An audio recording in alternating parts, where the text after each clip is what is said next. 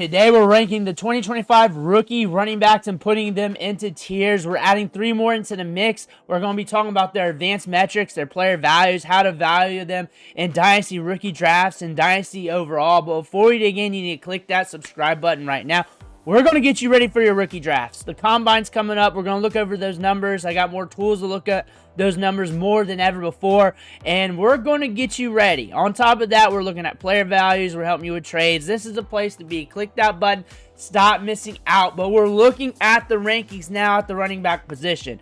We're looking at the risers. We're looking at the fallers. I do have one big riser in my tier rankings today that you need to wait for to see who it is, because I'm high on this player. But we got to start off with S tier. S tier, you know what it is. It's everybody's S tier. We all know this. It's Ashton Jeanty. Ashton Jeanty getting that first round draft capital. Got that production this year with 2,600 yards rushing, 29 touchdowns, 5.25 yards after contact per attempt. He's going to get the opportunity to succeed and fail in the NFL, which is going to be more than some of these other running backs that we like, which is something we need to pay attention to. You're at least going to get the opportunity for him to be a stud. He's at least going to get that chance. That's something to look at here. This is a running back you do not want to mess around with. He's going to get that opportunity. He's valued very high. There are running backs that are closer to his talent, but the draft capital is going to be there. The opportunity is going to be there. The market's very hot for him. Everybody likes him. He's catching the ball out of the backfield. The market, when it comes to trade value, it's going to hold tight for years to come. This is a no-brainer pick due to that, due to the Dynasty trade market in general. Then after that, production, where he's going at in the draft, where he's going to be at when it comes to his landing spot, everything else is just money with that. Ashton Jeanty, when I see him on the field, great contact balance, great vision, hard to bring down, good in the open field, churning out play after play after play, carry after carry after carry, can handle a full workload. The NFL's salivating for this kid, and he could go anywhere. When the position wells really start to dry up and the team has a need at running back, they might pull that trigger. But you're looking at first round running back. We have not had one of those guys in a few years. But now we got to look at tier A. Tier A is a massive tier, and we got some good running backs in it. Tier A, we're looking at Omarion Hampton, Caleb Johnson, Quinshon Judkins, Hendo, and the big riser, Ollie Gordon. Ollie Gordon, I'm very high on him. I'm expecting him to do well at the combine. Big, thick, physical running back. And the thing about tier A, they're like high-end tier A to S tier in any other draft class. Like, they're top 2, top 3 backs in any other draft class. Everybody in this tier, even some guys in the tier B that we're going to talk about later, this is how deep this class is. This is how rich this talent is in this class. This is a very exciting draft class. We're looking at Omarion Hampton here, back-to-back seasons with over 1,500 yards, 30 touchdowns the last 2 years combined. We're catching the ball in the backfield. We got size. We're going to get a number to that size at the combine. 4.35 yards after contact per attempt. And we're just grinding it out for North Carolina. Even when Drake May's gone, we're still able to be productive. And with Caleb Johnson, some people have him as RB2. Some people have him as RB5 or so. But he is a guy that can be a workhorse at the next level. Came on quick as a freshman. Had injuries in 2023. Came back in 2024. And even with him being slowed down by injuries in 2023, the running back ahead of him had to transfer out because they knew it's Caleb Johnson's role. They knew it was his job. 1,500 yards, 21 touchdowns, put the stamp on things. You go watch the tape, you see a guy with power with some wiggle that finds the hole with good vision. And now you look at Quinshon Judkins here. This guy was productive. 3 years in a row with over 1,000 rushing yards. Very productive in the SEC off the rip as a freshman. Then again as a sophomore. Why keep that pounding at the SEC level? Go to Iowa State, share the workload, have a little extra tread on the tires going into the NFL. This is a big-time prospect. And going into 2024, he was an S-tier running back or top-end A-tier running back. He didn't really move. There's just more running backs. That's the thing. Ashton Jeanty made things kind of weird with what he did this year. 2,600 yards. That's unthought of. He earned it. Quinshon Judkins really isn't that far off when you look at what he did in 2022 and 2023. Also catch the ball out of the backfield. Not a receiving weapon, but can catch the ball out of the backfield. You look at Treveyon Henderson, he can be that receiving weapon. He can be productive. He was productive off the rip as a freshman. On top of that, this year, put the stamp on things, 4.43 yards after contact per attempt, sharing the backfield with Judkins. And it was like that Rocky IV moment.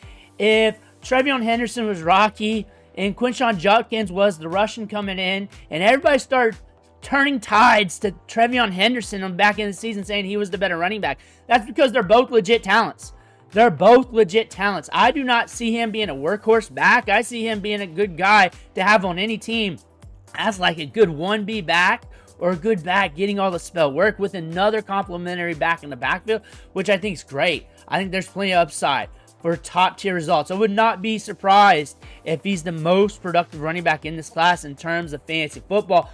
But Ollie Gordon has entered the chat for tier A. 1,700 yards in 2023, 21 touchdowns. We had a slower season in 2024 last year. We also had the DUI mixed in there. Every year, over 3 yards after contact per attempt. The year with the most work, 285 carries, 3.71 yards after contact per attempt.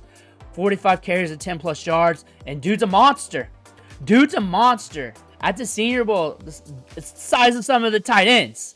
Moving like some of the other smaller running backs. And this is a guy that can carry the workload. He's going to be a good discount in the NFL draft considering the talents. Very productive, moves very slick for the size. I think this is a guy that's going to be a riser. He's going to be a riser after the combine as well. But we got to go to tier B. We got to look at some of these other running backs here. Tier B, Studley, and it's a tier A type of tier, honestly, when it comes to talent level. Dylan Sampson, Devin Neal, Scatterbo, DJ Giddens, a new player, and we're adding in Marks. The thing about this tier is we got some productive dudes. Dylan Sampson this year, almost 1,500 yards, 22 touchdowns in the SEC, is a running back that can carry the load, can be an exciting runner for almost any team in the NFL, 3.6 yards after contact per attempt. And this is a guy that could be a running back that's under the radar, but not really. But there's so many running backs that's really diluting his dynasty value. I wouldn't be surprised if he becomes one of the most productive running backs in this class, especially if he lands in the right landing spots. 40 catches on his career. And he was not in that Ohio State game. Only for 2 carries, he was hurt. If he was in that Ohio State game, Tennessee might have looked a little different. That's how dynamic he is. That's how important he was to the Tennessee offense. In the NFL draft, he's going to come at a good price to their NFL team, and he's going to be a weapon. But Devin Neal might surprise you at the combine. We got some thickness. We were very steady throughout our career. We broke out as a freshman. 707 yards and 8 touchdowns. 1,000 yards every year after that. 49 touchdowns on his career.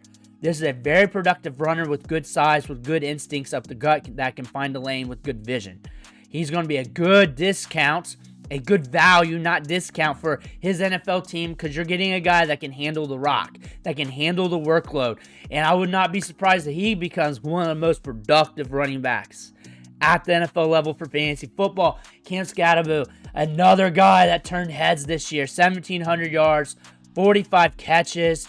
He's a guy that can rack up PPR points, catching the ball in the short to intermediate, grinding it between the tackles. He's got good vision. He's got a lot of will to his game as well. 4.09 yards after contact per attempt this year. 45 carries of 10 plus yards or more. We like him on the field. Any other year, he's like an A-tier back.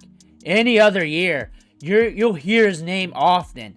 Now it's like, there's so many good running backs. He's also got that name cachet where on the Dynasty trade market, he's going to be rather liquid and is going to hold his value for a long time. There's a lot of people that like him. So that's really going to cut ties in a lot of tiers and a lot of ADP positioning for me because the odds of me being able to trade him a couple years from now, a few months from now, a lot more likely to hold value with him than a lot of other players. DJ Giddens enters the chat. He's very electric. He's very smooth. He's very explosive.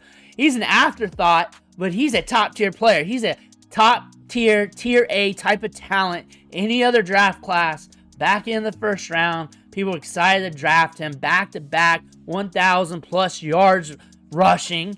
We're also using the passing game. This is a guy not to forget about. Don't forget about. He's even should be pushing up the next tier. 4.16 yards after contact per attempt. I would not be surprised if he jumps some of the guys in tier A when it comes to draft positioning in the NFL draft. I would not be surprised. Watch him, see what he does throughout the process. And we got Woody Marks. Woody Marks is a guy I was paying attention to, especially when he transferred to USC. But he proved it. 9 touchdowns, 1,100 yards, 3.04 yards after contact per attempt. He has some size to him. Thick boy at USC. A guy I'm paying attention to throughout the draft process. A guy that can be a major riser. But we're looking at tier C. We got one more dude there. He's pixelated there. He's an orange. And we're adding random running backs. If you want a running back added, all you have to do is comment below. I encourage that every video. Next one might be more geared after the combine. Whoever blows up the combine is going to be in here. But looking at tier C, LeQuint Allen, we talked about him last week as a buy low candidate at the running back position in your rookie drafts. Back-to-back 1,000-yard seasons, 16 touchdowns this year, 64 catches. He's very explosive through the hole with good vision. He's very decisive. Not the most dynamic runner, 3 yards after contact per attempt. But where you're going to catch him in rookie drafts and where your team's going to get him in the NFL draft, he's going to be a damn good value. And he's going to be used in the passing. He's a good guy to have on your depth charts, especially for your NFL team. He's a guy that we're going to be looking at middle of the season when injuries hit. And we're going to see more next year compared to last year for sure. Because last year was a weird year when it came to injuries because not much was happening at the running back position between Halloween and Thanksgiving. It was on the low. We're going to see more of that next year. And some of these rookies who are afterthoughts right now due to the market being so heavy with talent are going to emerge and get some opportunities. LeQuint could be that guy. He's that guy that could step in and be a focal point of the offense once his opportunity emerges. He's got back-to-back 1,000-yard seasons, can handle a heavy workload. We got a lot of opportunity here with LeQuint. And what we're seeing here with this running back class is talent after talent after talent, so you got to be open-minded. I would not rank these guys numerically this year. I would not do it. I would just look at the talent boxes and be like, hey, they're all talented. Landing spot's really going to matter this year, and where they go in the draft, it's all going to matter. That's going to be huge. What they do at the combine is going to matter a little bit because it's an interview. It's an interview. How much have you prepared? Have you prepared more than these guys who are around as talented as you? Or are you just going to fall on your face at the 40? It is an interview process. However, the tape matters. The production matters. So don't overrate it too. But remember, don't underrate it saying, it's just the combine, because it is very important. But we will adjust our ranks a little bit, but we're going to be adding more dudes like always. Let me know what you think in the comments below. Make sure to hit that subscribe button on the way out. Thank you for watching. Catch you on the next video.